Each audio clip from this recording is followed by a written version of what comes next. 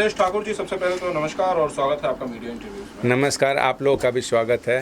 और मीडिया है तो सब है, क्योंकि मीडिया के बगैर तो कुछ नहीं है। आप लोग हमारे लिए तो मीडिया ही सब कुछ है। शुक्रिया रितेश भाई, शुक्रिया। मैं ये कहना चाहता हूँ कि आपकी कई फिल्में बनकर तैयार हैं, आप बैक टू बैक शूट करते रहते हैं, बहुत ज़्यादा समय तक आप मुंबई से बाहर लोकेशंस पर शूट करते रहते हैं। एक लंबे समय के बाद आपकी हमारी मुलाकात हुई है, क्या क्या शूट कर रहे थे इतने समय तक? पहले तो मैं एक अपना ड्रीम सब्जेक्ट था मेरा, मोटकी दुल्हनिया, वो शूट कर रहा था। और मोटकी दुल्हनिया के लिए मैं बहुत दिन से स्क्रिप्ट और चीज़ों पे मेहनत कर रहा था। उसके बाद लॉकडाउन आ गया। इसमें सबसे अच्छी बात हमको मोटकी दुल्हनिया में लगी कि नेहा जी ने मैं बोला था कि ड्रेस भी बना दूंगा वैसा मोटा टाइप का, कविता सुनीता से बनवा देता हूँ, लेकिन उन्होंने बोला कि ड्रेस नहीं पहनूंगी मैं अपने वेट को गेन करूँगी। तो मेरे को ये अच्छा लगता है जब कोई आर्टिस्ट उस चीज़ को मानता है और आर्टिस्ट डेडिकेशन रहता है ना आर्टिस्ट का, तो वो बहुत अच्छी चीज़ लगती है। तो उन्होंने बोला तो मेरा भी और हिम्मत बढ़ गया कि चलो यार फिल्म को अच्छी बनाते हैं।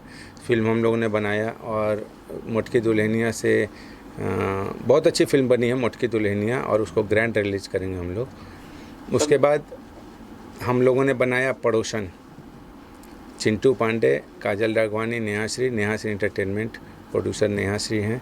और एक तो है कि इंडस्ट्री में नेहाश्री एंटरटेनमेंट से जो भी फिल्में आती है वो आप देख लेना, टीआरपी वाइज या थिएटर वाइज। हम लोग थिएटर वाइज फिल्म बनाते हैं, क्योंकि थिएटर में चले फिल्म, हम टीवी की फिल्में नहीं बनाते, पब्लिक के लिए फ़िल्म बनाते हैं और पब्लिक को पॉइंट ऑफ व्यू रहते हुए फिल्म बनाते हैं।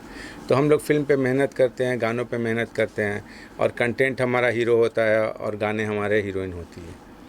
तो ये सोच के फिल्म बनाते हैं। रितेश भाई, आपने बताया कि भाई नेहाश्री ने उस फिल्म में उस किरदार को जीने के लिए, जीवंत बनाने के लिए वेट बढ़ाया, और इस तरह से लोगों को मैंने सुना था कि वो फिट होने के लिए या ज़्यादा मस्कुलर दिखने के लिए बहुत मेहनत करते हैं। पहली बार मैं ऐसा सुन रहा हूँ कि कोई कैरेक्टर को इतना संजीदा बनाना चाहता है कि उसके लिए उसने अपने फिटेस्ट शरीर को, जो शरीर एकदम फिट था, उसका वेट बढ़ा दिया। बड़ा डेडिकेशन होना चाहिए। क्योंकि देखो क्या है ना, वेट घटाना आसान है, लेकिन जो आदमी, देखो कितनी बड़ी बात होती है कि कोई अगर आर्टिस्ट बोलता है कि मैं वेट बढ़ाऊंगा इस फिल्म के लिए, कंटेंट मांगता है वेट तो मैं बढ़ाऊंगा, तो ये बड़ी चीज़ है। वेट तो बढ़ जाएगा, लेकिन घटाने के लिए उसको कितना मेहनत करना पड़ेगा। अगर सपोज करो कि उसकी अगली फिल्म मतलब उनके उस लुक में मिले, तो उनको तो वो फिल्में छूट जाएंगी ना। तो उनको साल डेढ़ साल तक इंतज़ार करना पड़ा। अभी वे खुद मेहनत कर रही हैं कि फिर मैं अपने वेट में आ जाऊँ।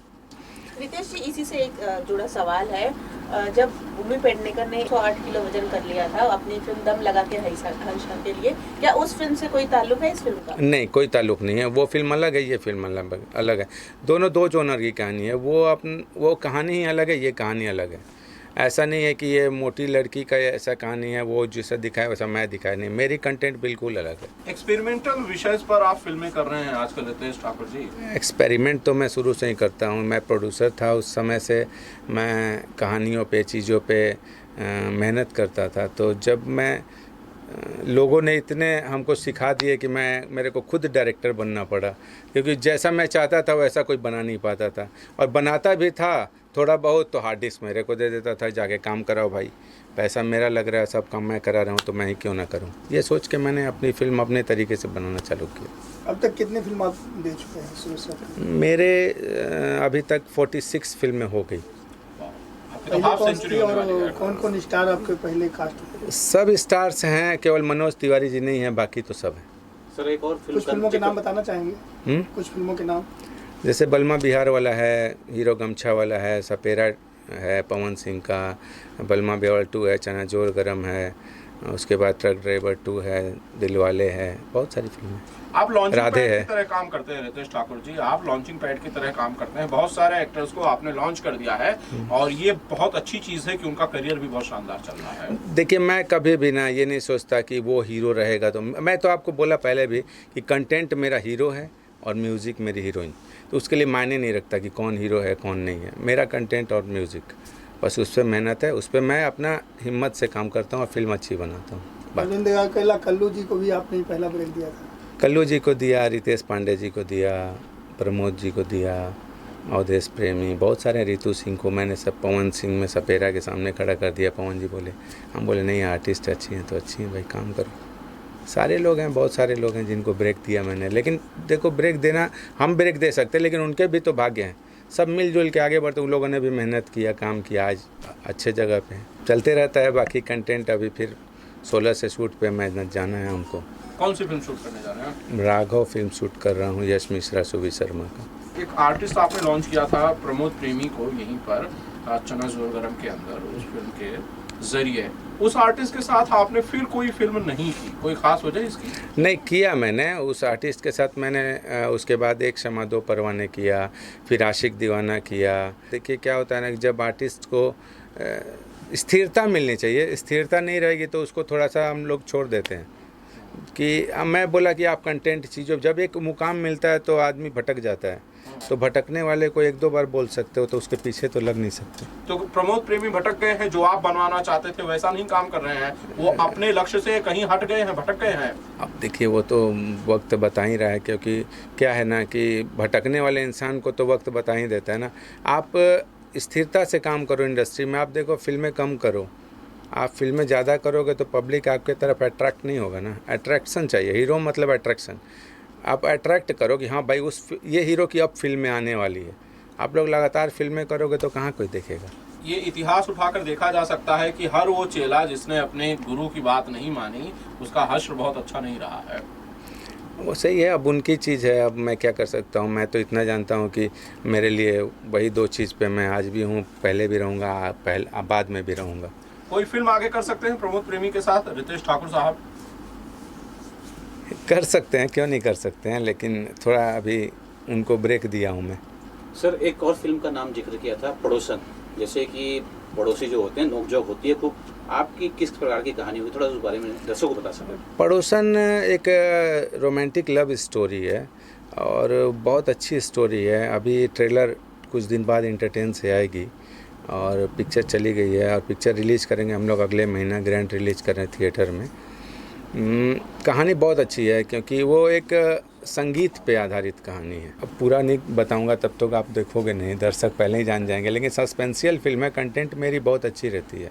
जैसे तेरा मेरा साथ रहे, ये आपका ये कंटेंट ही अपने आप में एक कहानी है। एक और फिल्म का नाम जिक्र किया था, सपेरा 2। सपेरा जी को लेके आप बना रहे हैं। सपेरा 2 तो उसमें 7 हीरोइनें हैं, 7 हीरोइन है, 7 नागिनों के साथ एक सपेरा है। पवन जी को सपेरा बना दिया सर। पवन जी को सपेरा। यहाँ लोग हनुमान, राकेश जी हनुमान बन रहे हैं, कलुआ जी हनुमान बन रहे हैं। सर देखो दुनिया क्या कोई को बना रहा है, क्या नहीं बना रहा है, उससे हमको मतलब पहले भी नहीं था, आज भी नहीं है। हम लोग अपनी चीज़ों पे ध्यान देते हैं। हमको नेहा जी की एक बात अच्छी लगती है कि अपनी चीज़ों पे ध्यान दो और अपने ये घोड़े के उनको ने बोला मेरे को कि एक उदाहरण दिया कि घोड़ा सीधा चलता है, न इधर देखता है न उधर देखता है, तो आप घोड़े की तरह चलो। ठीक तो है। ये हम उनकी बात को मानते हैं। एक सर मेरा और एक सवाल है, मैंने एक इंटरव्यू देखा था, किया भी था, वो वेब कंपनी ने एक अनाउंसमेंट किया था, दो फिल्मों का अनाउंसमेंट हुआ था, जिसमें गदर का जिक्र किया था। पवन जी हैं और डायरेक्टर चंदन उपाध्याय जी हैं, जिन्होंने लास्ट कल दूसरे दिन पोस्ट किया, बहुत वायरल हुआ वो सारा चीज। 3 महीने बाद ये खबर आती है कि डायरेक्टर चेंज हो गया और ये क्वेश्चन टैग के साथ आता है कि हीरो यानी पवन जी भी चेंज हो गए। क्या कुछ बताएंगे सर उस बारे में, थोड़ा सा जानकारी देंगे, क्या हो गया? नहीं देखिए इसमें कौन चेंज हुआ कौन नहीं, लेकिन मैं ये एक चीज़ क्लियर कर दूं कि हम लोगों ने उस चीज़ की स्क्रिप्ट भी कंप्लीट कर ली। हम लोगों ने एक पोस्ट डाली थी राइटर के साथ कि आज गदर 3 का स्क्रिप्ट डन हो गया। तो उसके बाद उन लोगों ने मुहूर्त कर दिया। टाइटल अपने पास हमारी है गदर 3 और गदर 3 हम लोग करेंगे। अब किसके साथ करेंगे ये अभी अनाउंस नहीं करेंगे, हम लोग की बातचीत चल रही है, अब देखते हैं किसके साथ हो जाए। पवन सिंह के बिना गदर बन सकती है? देखो होने को क्या नहीं हो सकता है, लेकिन अब होगा कि नहीं होगा ये मैं नहीं बोल सकता ना। होने को तो कुछ भी हो सकता है। अब आप बोलोगे कि प्रधानमंत्री आनंद जी बन सकते हैं, तो क्यों नहीं हो सकता है, बन सकते हैं। नहीं, लेकिन ऑडियंस तो जो पवन सिंह की फैन फॉलोइंग है गदर सीरीज से, वो तो आप मेरा ये मानना होता है ना कि जो भी सीरीज बनाते हो ना, तो उस सीरीज में वही आर्टिस्ट होना चाहिए जो आर्टिस्ट काम किया है। तो फिर आप पवन सिंह को क्यों नहीं रखना चाहते हैं? ऐसा तो मैं नहीं बोला कि नहीं रखना चाहता, हो भी सकते हैं। देखिए आर्टिस्ट हो सकते हैं, आपको फर्स्ट लुक में दिख जाएगा कौन आर्टिस्ट आ रहे हैं, लेकिन गदर 3 बन रही है और अच्छे से बन रही है। सर कोई भी फिल्म होती है उसमें एक्ट्रेस का बहुत बड़ा रोल होता है, बहुत। गदर में 3 में आप कौन सी हीरोइन रखेंगे, कुछ बता सकते हैं? गदर 3 में हीरोइन का डबल रोल है और वो हिंदी से कोई रहेगी। खलनायक कौन होगा? विलन। क्या वो भी हिंदी से रहेगा। भोजपुरी से कोई होगा और भोजपुरी से हीरो होगा। और कोई नहीं। कब शूट होगी? ये फिल्म अगस्त सितंबर में शूट होगी। वाह, कहाँ शूट होगी? लोकेशंस देख रहे हैं हम लोग, कहाँ शूट होगी। ठीक है। Thank you. Thank you.